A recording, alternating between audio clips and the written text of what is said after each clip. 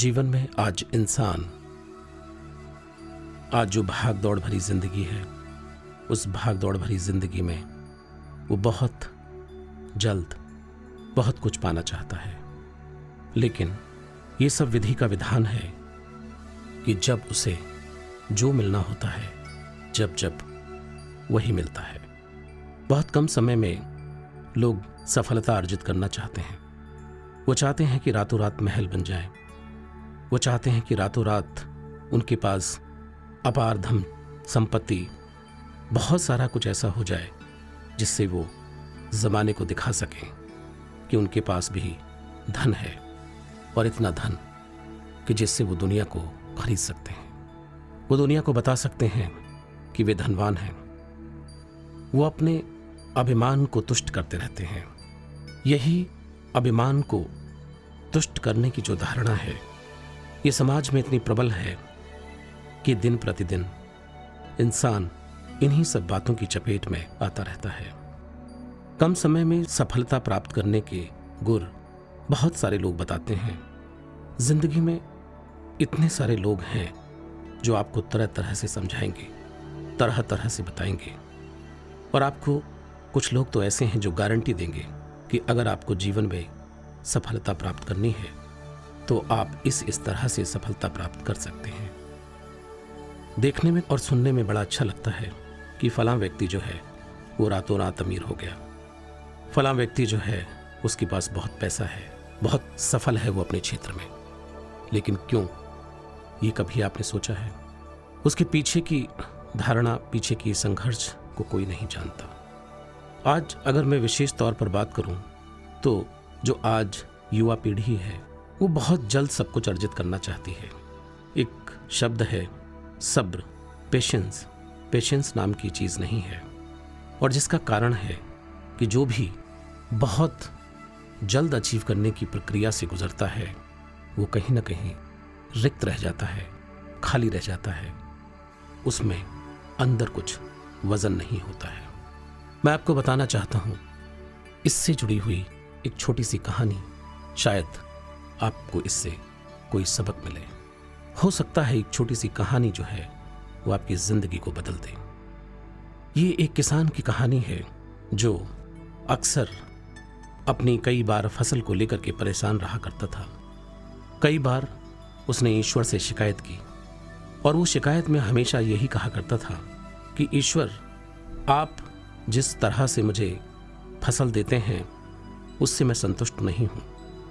आप जिस तरह से भी, आपका जो भी कानून कायदा है उससे मैं बिल्कुल संतुष्ट नहीं हूं। मैं कभी जीवन में धनवान नहीं हो सकता इस तरीके से, क्योंकि कभी आप बाढ़ ला देते हैं, कभी पानी ला देते हैं, कभी आप आंधी लाते हैं, कभी तूफान लाते हैं। आपकी जो लीला है वो मेरे समझ की परे है। आप क्या चाहते हैं मुझे नहीं पता, लेकिन एक बात तय है कि आपके हिसाब से अगर मैं खेती करता रहा तो जिंदगी में कभी सफल नहीं हो सकता। ईश्वर उसके इस बात को सुन करके मुस्कुराए, और उन्होंने कहा कि फिर ठीक है, तुम ही बताओ कि मैं क्या करूं। तो उन्होंने कहा कि देखिए, मैं एक किसान हूं, मुझे खेती करने का बहुत अनुभव है। आपको हो सकता है इस पूरी सृष्टि को चलाने का अनुभव हो, आप ईश्वर हैं, आपको अन्य बातों का ज्ञान हो सकता है, लेकिन मैं एक किसान हूं और मुझे पता है कि खेत में कब पानी दिया जाता है, कब उसमें निराई गुड़ाई की जाती है, कब फसल को हम बहुत सारी जो अन्य जो चीज़ें हैं वो प्रदान करते हैं। तो मुझे मालूम है कि कब बीज लगाना चाहिए, कब उगाना चाहिए। आपको क्या पता, आपके पास तो बहुत सारे और डिपार्टमेंट हैं, आप कहाँ तक किसी एक डिपार्टमेंट को देखेंगे। तो ये जो कृषि की जो बातें हैं ये आपके समझ के परे हैं भगवान। आप इनको रहने दीजिए, आप मुझे मेरा कार्य जो है वो आप करने दीजिए। ईश्वर ने कहा कि मैं वाकई बड़ा ही शुक्रगुजार हूँ कि आपने मुझे बहुत अच्छी तरीके से समझाया, और मैं समझ भी गया हूँ, और मैं आपकी काबिलियत की प्रशंसा करता हूँ। जी, अब आप मुझे बताएं कि मेरे लिए क्या आदेश है, क्योंकि आप काफ़ी अनुभवी हैं, काफ़ी कर्मठ हैं, आपको खेती कृषि का काफ़ी ज्ञान है, तो कृपया करके मुझे बताइए। उन्होंने कहा, देखिए, मैं जब भी बीज लगाऊंगा खेत में तो वो मेरी मर्जी होगी, और कब मुझे पानी चाहिए, कितनी मात्रा में चाहिए, या मुझे कितनी धूप चाहिए, वो भी कितनी मात्रा में चाहिए, ये सब मैं तय करूँगा। आपका तो कुछ नहीं पता, भगवान की कभी भी कुछ भी कर देते हैं। तो मैं अपने हिसाब से आपको बताता चलूँगा कि मुझे कब क्या चाहिए। मित्रों, मैं आपको बताना चाहता हूँ कि वो किसान जो है, जब ईश्वर की तरफ से उसे आश्वासन मिला तो वो खुश हुआ। उसने कहा कि ठीक है, अब मैं दिखाऊंगा कि आखिर में कि खेती की कैसे जाती है। मित्रों, उसने अपने खेत की जुताई, गुड़ाई और उसके बाद जो नंबर आता है वो बुआई का नंबर आया।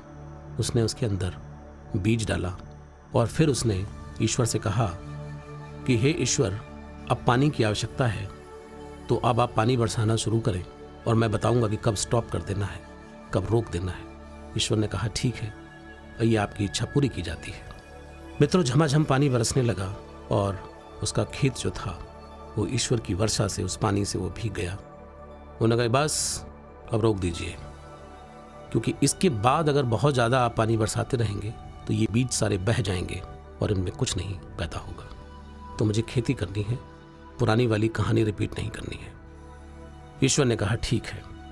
फिर उन्होंने कहा कि अब जो है कल से इसमें आप धूप दीजिएगा।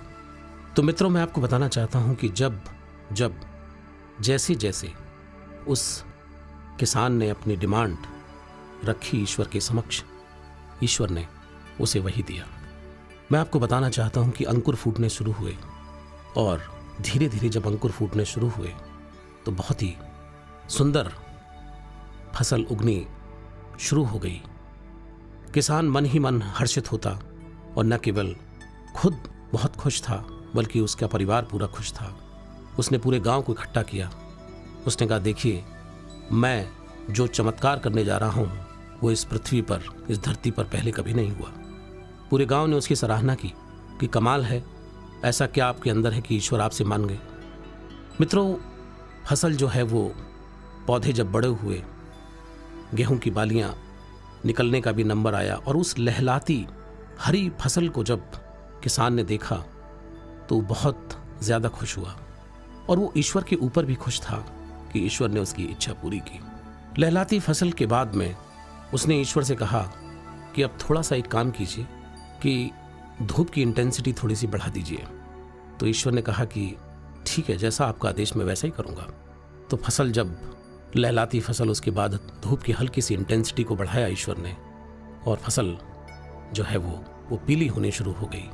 कुछ समय बाद जब उसने देखा कि पूरा खेत जो है वो भरा हुआ है, किसान की खुशी का ठिकाना नहीं था और उसने कहा कि अब समय आ गया है इस फसल को काटने का। मित्रों, वो दूसरे दिन बहुत ही उत्साह के साथ, उमंग के साथ फसल काटने के लिए खेत में गया और जैसे ही उसने फसल काटनी शुरू की तो अचानक उसने अपना माथा पकड़ लिया।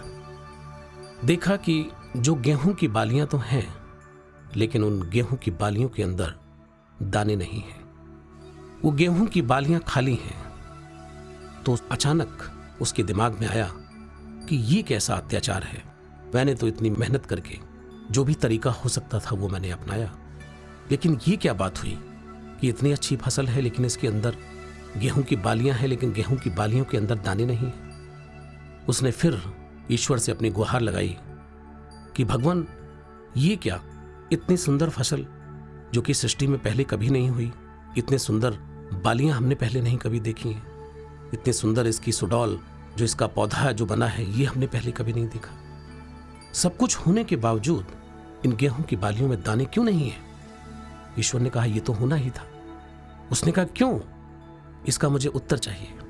उसने कहा कि ये वो फसल है जिसने आंधी नहीं झेली, ये वो फसल है जिसने बाढ़ के थपेड़े नहीं झेले, ये वो फसल है जिसने कठोर गर्मी नहीं सही है, ये वो फसल है जिसने रात की वो ठंडक, वो सर्दी की रात जो इसने नहीं झेली है, वो पाला, वो सर्दी, वो गर्मी, जो प्रकृति का जो निष्ठुर रूप है, जो प्रकृति के अंदर अति है, वो तो इस फसल ने झेली ही नहीं। तो ये अपनी पूर्णता को कैसे प्राप्त होगा? ये फसल अपनी पूर्णता को प्राप्त नहीं हो सकती है।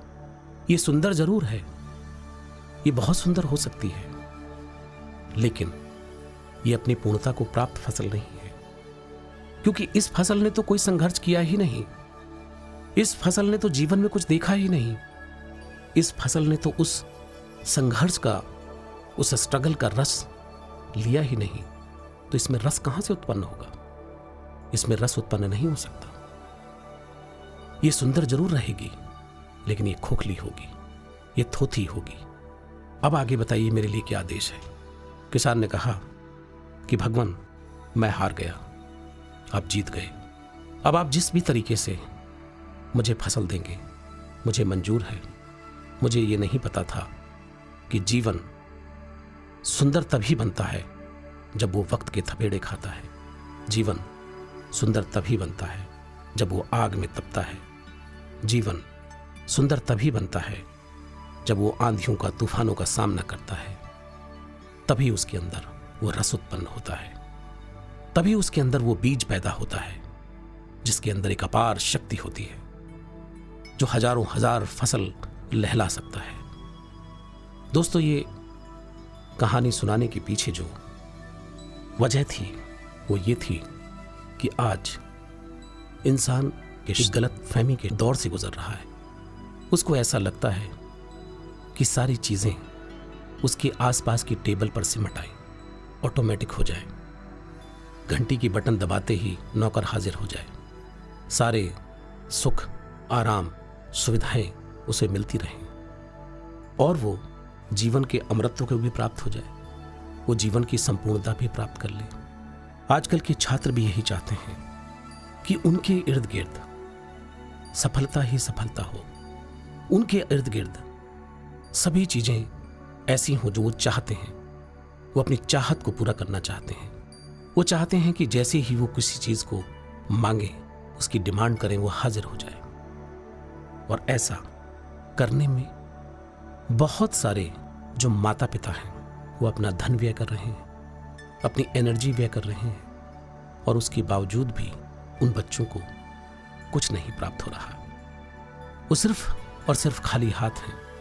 उनके जीवन में एक रिक्तता भर गई है और जिसके जीवन में रिक्तता है वो ये मान के चलिए कि वो निराशा को प्राप्त होगा। और जिसके जीवन में चारों तरफ निराशा ही निराशा है, जिसने अपने व्यक्तित्व को किसी भी प्रकार के संघर्ष के लिए तैयार ही नहीं किया, वो संपूर्णता को कैसे प्राप्त हो सकता है? वो नहीं हो सकता। मुझे लगता है कि प्रकृति से मनुष्य को सीखने की आवश्यकता है। अगर आप प्रकृति से सीखते हैं तो आप कहीं न कहीं उस परम पिता की इच्छा का पालन कर रहे होते हैं। आपको जीवन में जो आप चाहते हैं वो जरूर अवश्य प्राप्त होगा, लेकिन उसके लिए कर्म करना आवश्यक है। और कर्म ऐसा कि जिसके अंदर चुनौतियां हों, बाधाएं हों, संकट हों, परेशानियां हों। उन बाधाओं को झेलते हुए, उन बाधाओं को पार करते हुए, उनसे मुकाबला करते हुए आपको निखर करके सामने आना है। जब आप उनसे निखर करके सामने आएंगे तब वो बीज आपके अंदर पैदा होगा जो कि सिर्फ और सिर्फ ईश्वर की मर्जी है। उसके बिना आपने सुना होगा कि पत्ता भी नहीं हिलता। अगर वो कहीं है तो उसकी रचना संपूर्णता को प्राप्त है। वो पूरी रचना संपूर्ण है। आप चाह करके भी अपने मन मुताबिक दुनिया का निर्माण कर सकते हैं, लेकिन अगर उसके अंदर शांति और रस की स्थापना होगी तो वो उस परम पिता परमेश्वर के बिना संभव नहीं है। आज के लिए इतना ही। नमस्कार।